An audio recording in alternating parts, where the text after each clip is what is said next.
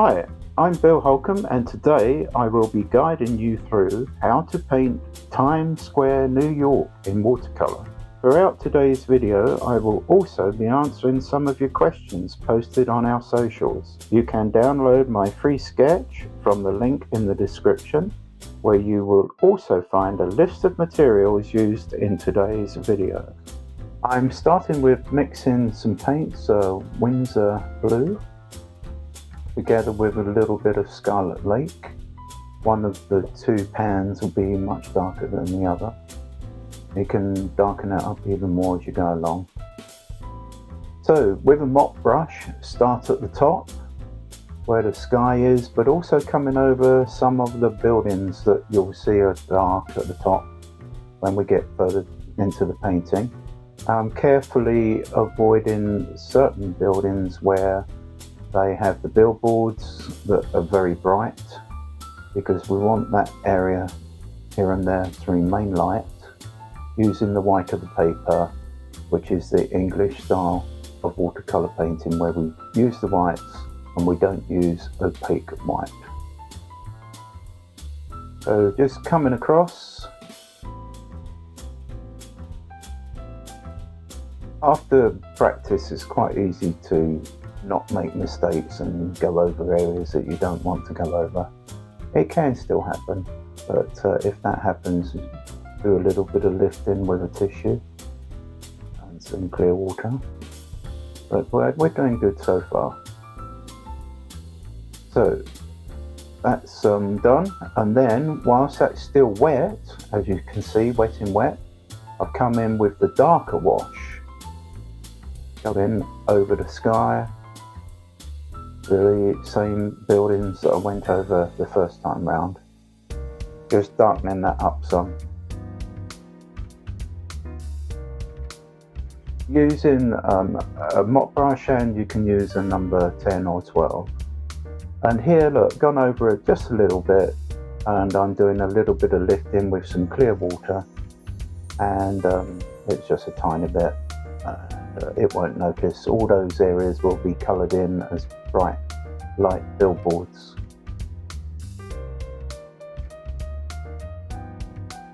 So now I'm using that dark mixture to go over the silhouettes of the very distant buildings, and often use a hairdryer to help speed up the process. And on this one, I want to leave certain windows that will have yellow light shining from them. And at the very top there, the rounded areas are clocked. So there'll be certain parts of the dial that will emphasize.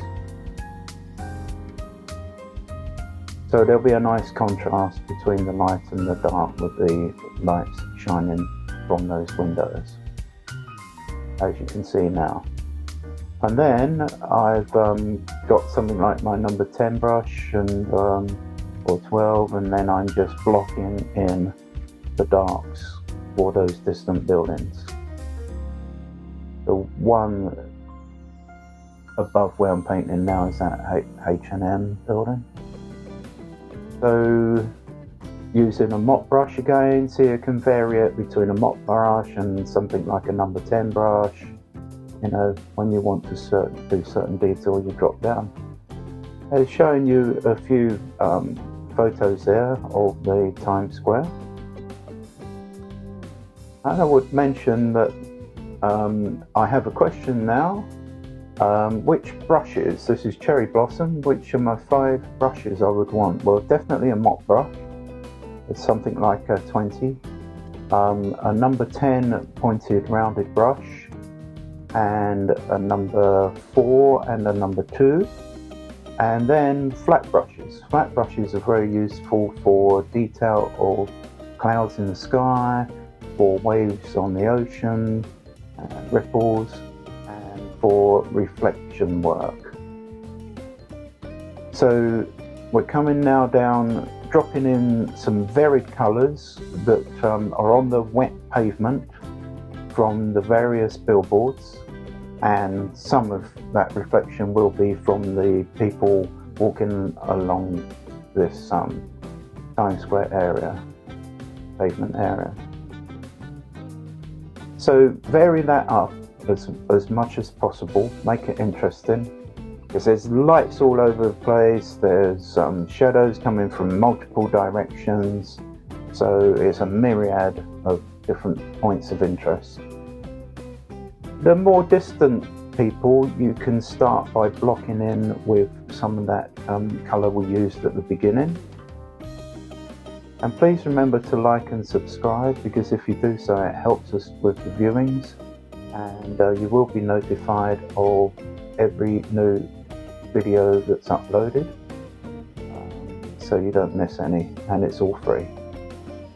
So block in those figures as I'm doing now, and then eventually we'll put some colour on some of them like we're doing now. Just varied, making it as interesting as possible, and then different colours for the umbrellas. As you can see, most of the billboards have been done now, and there was some more detailed painting, and this is another view of what it looks like at night with the bright lights, and I'm hoping that when we finish this you'll see that we've achieved a nice contrast with the light shining and reflections, and on the wet pavement the lights on there too, etc. Very busy area, especially at New Year's. So using that flat brush now, because I want to show a little bit of detail of reflections and shadows and so forth, I have a little bit more control over it with the flat brush. You can use something like a 3/4 at this stage. And then lines in the pavement, which helps with regards to bringing our eye into the painting, and that perspective helps to show that we have done things accurately. So lots of the figures, the small figures, have been done now, and then I would work my way onto the larger ones. What made me want to start to paint watercolors? RHP Sports has asked that question. Well, I taught myself oils, then acrylics, then pastels, then gouache. And I thought, well, I'd really like to have a go at watercolor, because I'd seen them in museums and exhibitions, and I was very impressed with what people could achieve. I knew it would be very hard, because I do consider them the hardest medium, or it is the hardest medium. So that's why I decided, because I wanted to challenge. But it is satisfying if you pull it off, and persist. Don't give up. Just keep at it and at it and at it, and practice on small squares of paper, for instance, you know, just to get used to how the paints work, the movement of the paints, all the different effects that you can get, the dry brush technique, the wet in wet process, etc. Practice on fair pieces of paper, and then you can build up your skills. And of course, watch my videos. Yeah, please do watch your videos, because I hear that they're helping a lot of people. I wish this was available to me at the time I started. So take advantage of it. They're all free. So just blocking in some of the figures now. This couple here, just in a little tryst, standing to the side there. Just as a little bit of different added interest, rather than just all the figures walking here and there. That was done on purpose. So drop those in. Use your number 4 and your number 2 for very fine detail, and just generally giving shape, like here with the shoes, but not massively detailed, but just enough to tell a story, as I often say. I've got some little pixie type boots on this one. So carry on with that. See, I've got this really small brush now for that fine detail for number 2, and like all the lines on the umbrella. give it that realism, different shadow areas, etc. So that's come to life, and then because it would be a very long tutorial, you see that I've done a few more of those prominent figures now that are walking along the pavement. That's coming together quite nice.